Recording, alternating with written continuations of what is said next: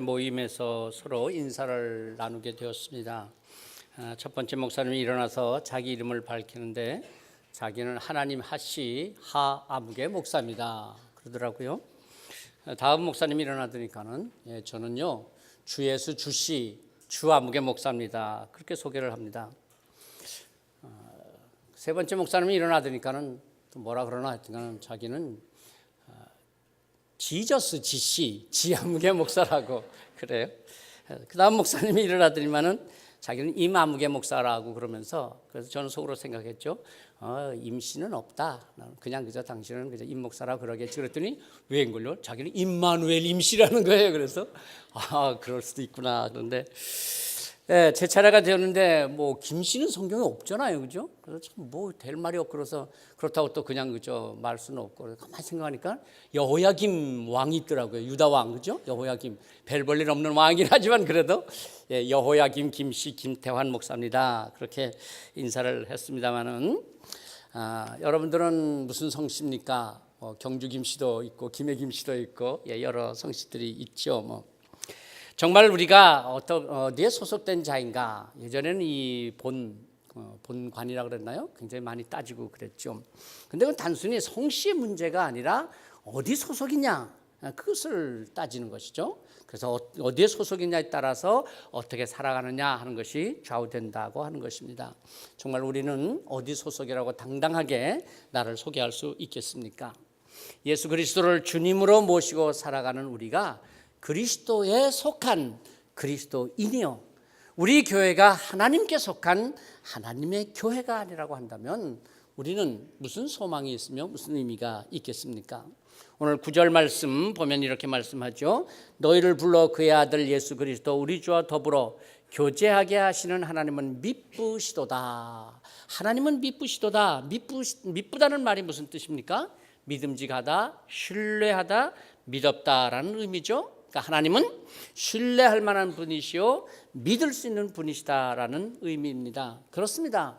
우리가 소속되어서 살아가야 하는 하나님, 그 하나님은 믿을 수 있는 분이시요 신뢰할 수 있는 하나님이시기 때문에 우리의 소속이 하나님께 있다고 하는 것은 우리에게 큰 소망이 되며 힘이 되는 것입니다. 요즘 큐티 본문이 고린도 전서 새해 시작되었죠. 큐티 잘하고 계십니까? 새해 첫 주간이라서 바빠서 못하신 분들 이제부터라도 큐티 좀 하시기 바랍니다. 정말 매일 하나님의 말씀으로 하루를 시작한다면 그 하루는 하나님께서 기뻐하시는 하루가 될 수 있을 것입니다. 큐티 본문보다는 좀 늦을 수밖에 없겠습니다만 앞으로 몇 주 동안 고린도 전서의 말씀으로 매주일 하나님의 말씀을 나누려고 합니다. 고린도 도시는 그리스도 반도의 병목 지형에 위치해 있죠. 그래서 지중해의 동쪽과 서쪽의 항로를 이어주면서 번창했던 항구 도시입니다. 고린도는 상업과 무역이 발달하면서 많은 사람들이 모여들었고 빈부의 격차가 또 심해지고 또 퇴폐적인 문화가 심한 타락한 도시였습니다. 당시 고린도 사람이라고 하는 말은 방탕한 사람, 타락한 사람이라는 의미로 사용될 정도였다고 합니다. 뿐만 아니라 고린도는 많은 우상을 섬겼는데 가장 큰 신전이 바로 아프로디테 신전이었습니다. 여기에는 여사제들이 1000여 명씩이나 있어서 밤이면 이들이 거리로 나와서 성매매를 하곤 했답니다. 그리고 또 아폴로 신전이 있었는데 아폴로 신은 시와 음악과 노래의 신으로서 여기에 모이는 사람들은 동성애를 하는 사람들이었다고 합니다. 바울 사도는 2차 전도 중에 이렇게 타락한 도시 고린도에서 1년 반 정도 머물며 복음을 전하면서 상당히 많은 사람들이 모여서 큰 교회를 이루게 되었습니다. 바울 사도는 고린도 교회가 앞으로 아주 모범적인 교회가 되리라고 생각했을 것입니다.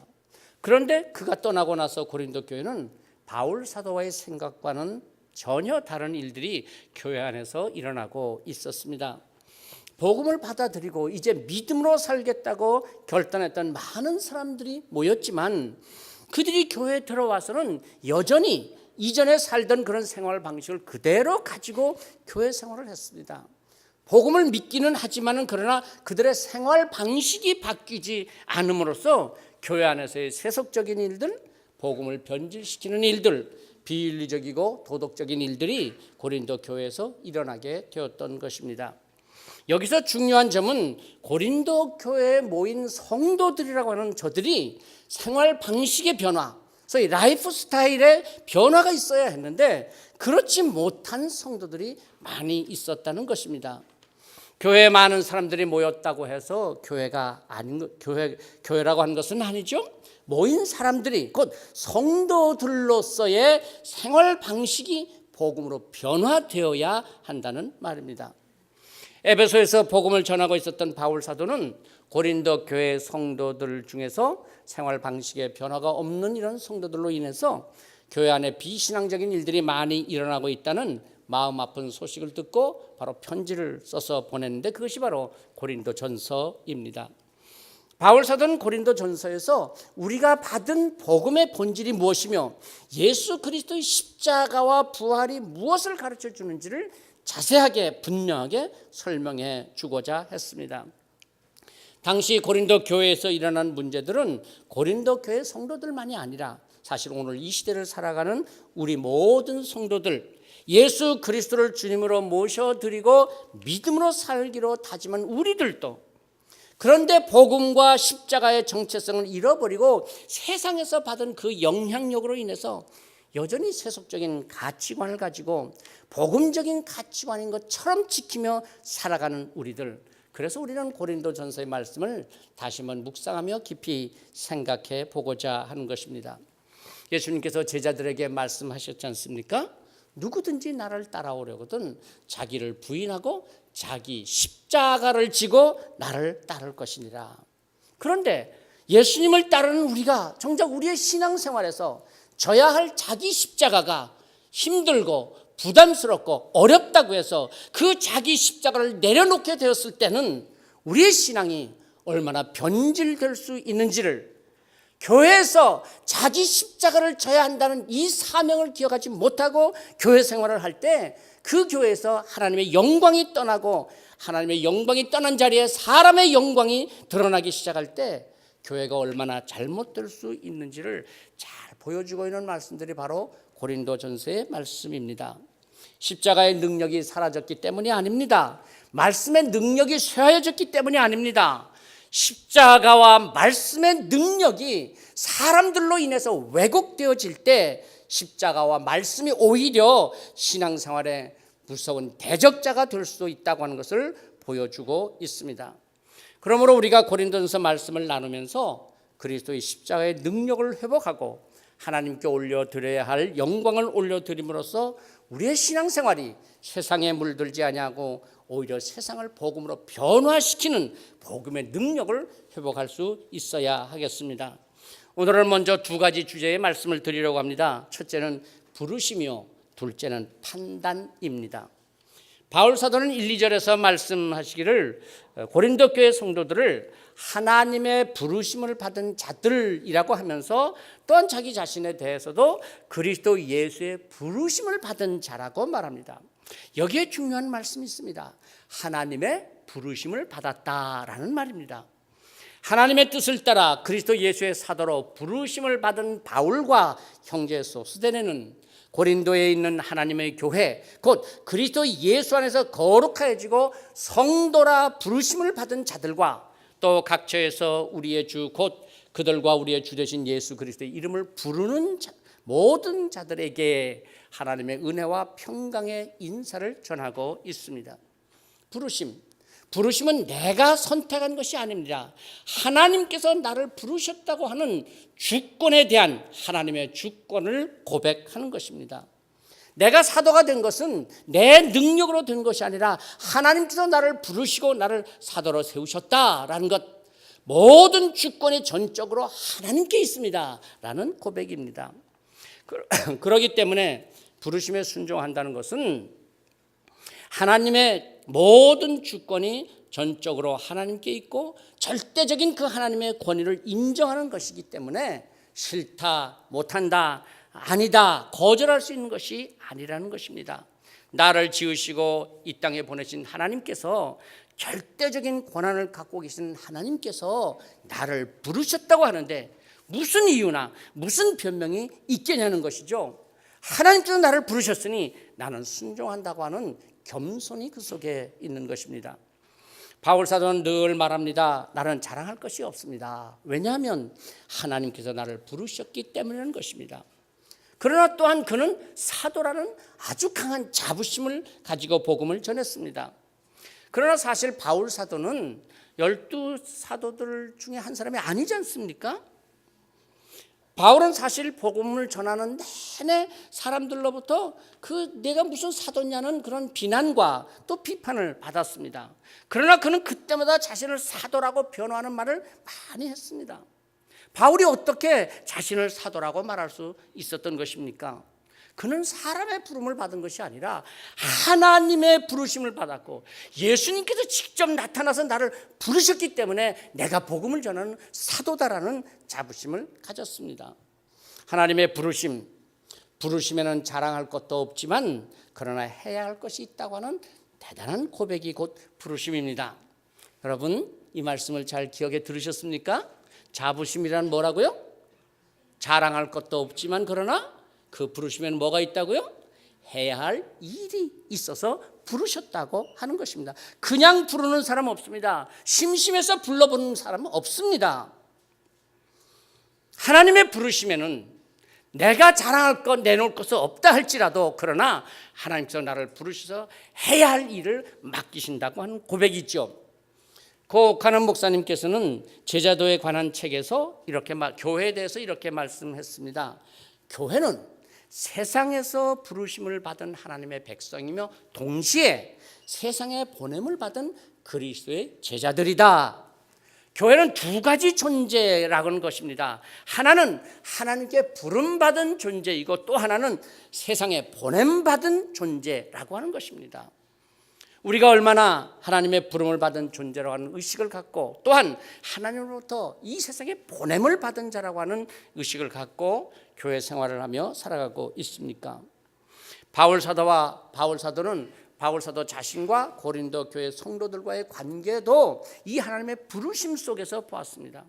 하나님께 부르셨다는 것은 각각 우리의 설 자리가 어디인지, 우리가 무엇을 위해서 살아야 할지, 내 삶의 위치가 어디인지를 정확하게 말씀해 주신다는 것입니다. 우리는 이 땅에서 거룩한 자로, 세상에서 구별된 자로 살아가야 한다고 하는 우리의 정체성을 밝혀주시는 말씀이죠. 이 부르심이 확실하다면 우리는 세상에 어떤 상황이 변하고 어떤 여건이 닥친다고 할지라도 거기에 따라서 좌우되는 삶을 사는 것이 아니라 하나님의 부르심이라고 하는 우리의 정체성을 따라서 살아가는 삶이 될 수 있는 것입니다. 사실 저 자신도 그렇지 않습니까? 제가 무슨 자격으로 이 자리에 서서 말씀을 전할 수 있겠습니까? 하나님의 부르심. 그 부르심이 없다면 저는 여기에 설 아무 자격이 없습니다. 사실 저는 목사가 되지 않으려고 일반 대학에 진학을 했고 잘 다녔습니다. 그런데 하나님께서는 제가 신학교를 가지 않을 수 없는 절대적인 상황을 제 삶의 가운데다가 배열하시고 다시 부르셨습니다. 아니 목사가 되었어도 때때로 목사의 멍에를 벗고 싶을 때도 있었습니다. 그러나 그때마다 하나님께서는 찾아오셔서 내가 너를 불렀다. 내가 너를 불렀다고 하셨던 그 부르심이 없었다면 아마 여러분을 만나지도 못했을 것이요 또 여러분들은 제 설교를 들을 아무 이유가 없었을런지도 모르죠. 우리는 모두가 다 하나님의 부르심의 그 권위를 인정하고 하나님 앞에 겸손히 말씀을 전하고 들을 뿐입니다. 깨닫기에도 지혜가 부족한, 말씀을 전할 만한 능력도 없는 제가 어떻게 하나님의 말씀을 전할 수 있겠습니까? 하나님의 부르심이 아니면 도저히 할 수 없는 일입니다.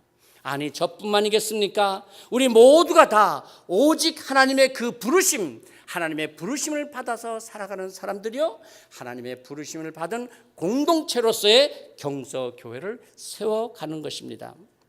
그런데 참 이상하죠. 이렇게 하나님의 부르심을 받은 고린도 교회 분쟁이 일어났다는 것입니다.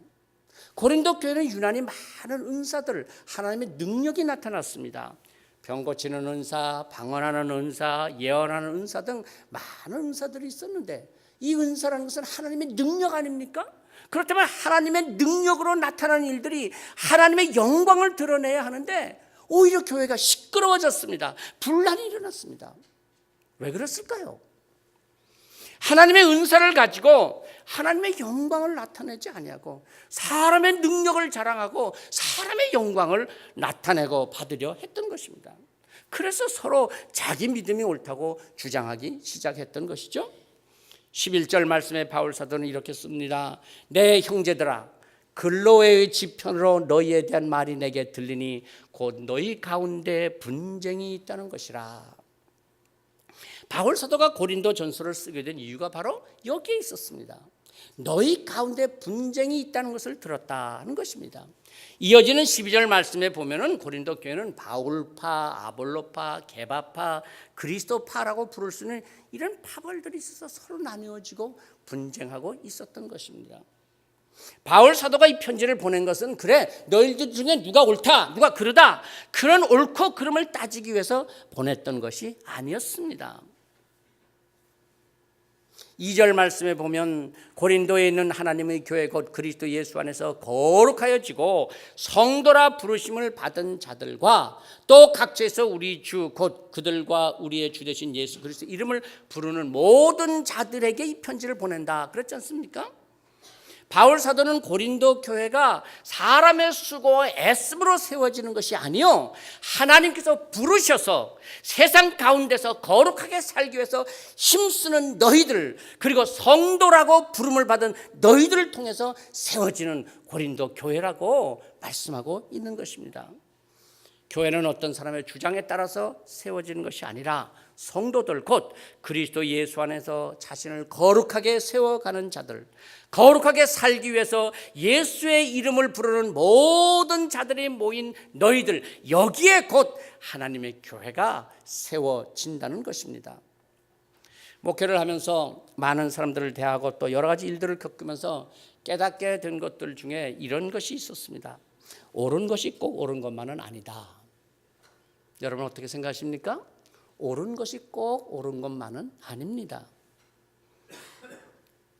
사실 우리 가운데 일어나는 수많은 다툼과 분쟁들 다 옳은 일을 가지고 다툽니다. 다 자기가 옳다는 것입니다. 그것도 다 하나님의 이름으로 말씀에 비춰서 옳다는 것이겠죠? 그러나 옳은 것이 꼭 옳은 것만은 아니라는 것입니다. 옳기 때문에 옳은 것이 아니라 오히려 하나님의 마음이 우리 마음에 있어서 다른 사람의 유익을 구하지 않는다면 믿음의 공동체는 하나님의 부르심을 받은 교회는 옳은 일을 하다가 오히려 깨어질 수 있는 어리석은 공동체가 될 수도 있다는 것을 말씀하고 있습니다. 이것이 바로 바울 사도가 고린도 교회 편지를 쓰는 이유이기도 했습니다. 고린도전서 10장 23절 24절에서는 바울 사도가 이렇게 말하죠. 모든 것이 가하나 모든 것이 유익한 것이 아니요 모든 것이 가하나 모든 것이 덕을 세우는 것은 아니니. 그럼요. 모든 것이 가하다 옳다는 겁니다. 모든 것이 옳다고 해서 그 옳은 것이 다 유익한 건 아니다. 모든 것이 가하다고 해서 그 옳은 것이 다 덕을 세우는 것은 아니다. 그러면서 이렇게 말씀하지 않습니까? 누구든지 자기의 유익을 구하지 말고 남의 유익을 구하라. 예수님께서 십자가를 지실 때 옳은 것 때문에 십자가를 지신 것이었습니까? 아닙니다. 옳은 것 때문에 십자가를 지신 것이 아니라 바로 우리 때문에 나 때문에 십자가를 지셨습니다. 예수님께서 십자가에 못 박혀 죽으신 것은 옳은 것이기 때문에 죽으신 것이 아니라 바로 나를 사랑하시기 때문에 십자가에서 죽으신 것입니다. 모범적인 믿음, 뛰어난 지도력, 열성적인 헌신이 있었던 고린도 교회로 말한다면요 은사를 받은 놀라운 하나님의 능력이 나타나는 그런 교회였고 성도들이었습니다. 모두가 다 대단한 신앙적 능력이 있었던 사람들입니다. 그런데 그들이 각각 자기의 신앙의 옳음을 주장하고 자기가 옳다고 하는 것을 말하면서 나를 따라와라 내 말을 들으라 그런 주장하는 사람들이 되었을 때 그래서 나와 의견이 다른 사람은 결코 용납할 수 없다는 세속적인 가치관으로 변질되기 시작했을 때 고린도 교회는 하나님의 부르심을 받은 공동체가 아니라 세속적인 공동체, 분쟁과 다툼이 일어나는 공동체가 되었던 것입니다. 우리의 신앙도 언제부턴가 자기를 주장하고 내 생각이 옳다고 주장하기 시작하면 독선적이 되어버립니다. 여러분 참 이상하지 않습니까? 믿음 생활을 잘한다고 자부하고 또 자기들이 가장 바른 신앙을 갖고 있다고 자부하는 교회들을 보면 자기들도 모르는 사이에 그들의 말과 행동에서 하나님의 마음, 하나님의 사랑이 사라지고 법과 원칙만을 내세우고 옳고 그름만을 따지게 된다고 하는 것입니다. 어떤 글을 보니까 신앙인과 종교인을 구별해서 이렇게 설명을 했습니다. 신앙인은 하나님을 믿는데 종교인은 자기가 믿는 신앙의 틀을 믿는다. 그래서 종교인들은 늘 이것을 할 수 있느냐 없느냐, 옳으냐 그러냐, 맞냐 틀리느냐를 가지고 사람들을 판단하기 시작한다. 하나님은 우리를 위해서 무엇을 할까? 우리에게 무엇이 유익할까 고민하시는데 종교인들은 무엇이 옳으냐 그러냐로 고민한다. 오직 옳고 그름만을 따진다. 물론 그렇다고 해서 윤리나 도덕 그 필요 없고 옳고 그름을 따지지 말자는 말이 아니죠. 교회는 윤리나 도덕으로 운영되거나 인간의 원칙으로 세워가는 것이 아니라 모든 성도들이 각각 그 마음에 하나님의 마음이 살아계셔서 내 생각에는 비윤리적이고 비도덕적이라고 판단될지라도 용납할 수 있고 때로는 내 원칙에서 어긋날지라도 관용하기 시작할 때 그 공동체에 하나님의 사랑의 역사가 나타나고 복음의 능력이 나타나게 된다고 하는 바울 사도의 이 말씀입니다. 교회는 그리스도의 사랑으로 유지되는 공동체지 옳고 그름으로 서고 넘어지는 공동체가 아니라는 것입니다. 그런데 참 이상한 일은, 제가 오늘 참 이상하다는 말을 많이 쓰죠? 참 이상하게 오늘은 이상하다는 말을 자꾸 쓰네요. 참 이상한 일은 교회의 주인은 예수님이라고 하면서 정작 자기 자신이 주인인 것처럼 주장하기도 한다는 것입니다. 내가 주인됨을 결코 포기하지 않으려고 합니다. 교회 안에서의 다툼과 분쟁은 절대로 틀린 것 가지고 다투지 않습니다. 들어보면 다 옳아요. 다 맞는 말이에요. 그런데 바로 그 내가 옳다고 하는 것 때문에 논쟁이 일어나고 다투게 됩니다. 하나님의 옳음을 증명하려는 것이 아니라 내가 옳다는 것을 증명하려고 하기 때문이죠. 우리가 옳은 것을 가지고 싸워서 끝까지 이겼습니다. 그런데 하나님께서 그 승리를 기뻐하지 않으신다면 아무리 내가 옳았다고 할지라도 그것이 진정 옳은 승리가 될 수 있겠습니까? 교회의 머리는 그리스도라고 하는 것, 그것은 하나님께서 기뻐하시는 일로 우리가 이겨야 한다는 것 아니겠습니까? 하나님께서 기뻐하신 일, 우리가 나 자신을 머리로 삼고 나를 주장하여 승리하게 된다면 하나님께서 어찌 기뻐하시겠습니까? 내가 교회를 위해서 많은 일들을 하는 것이 하나님의 기쁨이 아니라 내가 하는 일들을 통해서 하나님의 교회가 세워지는 것이 하나님의 기쁨이 된다고 하는 것입니다. 내가 너를 불렀다. 나는 너를 결코 포기하지 않는다. 그래서 편지를 썼던 바울 사도의 그 마음과 주님의 마음이, 그 사랑의 마음이 고린도 전서를 읽는 고린도 교회 성도들의 마음에 얼마나 큰 감동을 주었겠습니까? 사랑하는 성도 여러분, 이 새해 고린도 전서의 말씀을 통해서 우리 하나님의 부르심을 확신하며 하나님의 주권에 순종하며 겸손함으로 우리에게 맡겨진 일들을 감당해 나아가십시다. 또한 때로 생각이 다르고 판단이 다를 때 옳고 그름을 따지기에 앞서서 하나님의 사랑의 마음으로 십자가에서 피 흘려 죽으신 예수님의 십자가의 은혜로 또한 오늘도 우리를 가르치시고 인도하신 성령님의 도우심으로 판단하고 권고하고 격려하며 하나님의 부르심의 공동체 경서교회를 세우며 우리의 가정과 직장을 세워가는 이 한 해가 되시기를 성부와 성자와 성령의 이름으로 축복합니다. 기도하십시다. 하나님 감사합니다.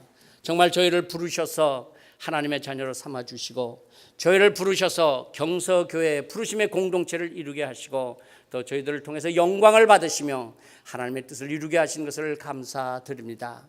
이 새해도 저희들이 옳고 그름이 아니라 하나님의 부르심 앞에서 하나님의 사랑의 마음으로 모든 것을 보고 겸손하게 하나님의 뜻을 이루어가는 한 해가 되게 하여 주시옵소서. 예수 그리스도 이름으로 기도하옵나이다. 아멘.